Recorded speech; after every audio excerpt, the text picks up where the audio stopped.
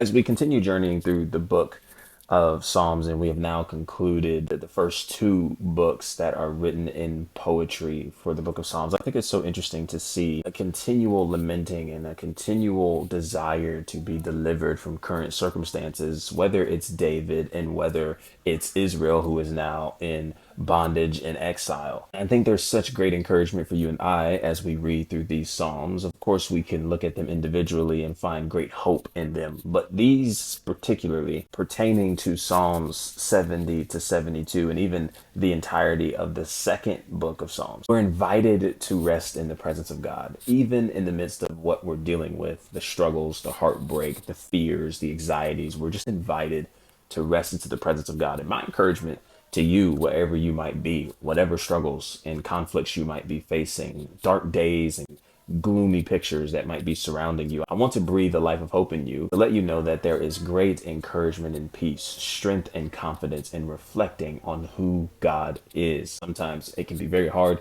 to recognize and find some sliver of hope in a lot of dark places. But it's when we reflect on the character of God, who he is, and what he's done for us before, that gives us the confidence and hope to continue moving forward again with what Psalm offers us, a forward perspective, even from our current struggles and realities, that breathes a life and length of hope and love, light into us to be able to continue moving forward even through the struggles we may be enduring. So I want to encourage you to keep your head up, to continue moving and taking the steps, even if it's one step in front of another, day by day, trusting that no matter what's taking place, God is still God. God is still faithful. God is still good. And God is more than aware of where you are. And even if what you desire doesn't come to pass, God is still good. And when we reflect on his character and who he is, that is when we are given the strength and confidence that we need to continue moving forward, and the intimacy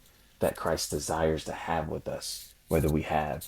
or whether we don't. And some of the most powerful things we can do in the midst of our struggles, when others seem to not be able to encourage us, is to be able to encourage ourselves by reflecting on the character of God, who he is, and what he's already done for us, and who he's been to us.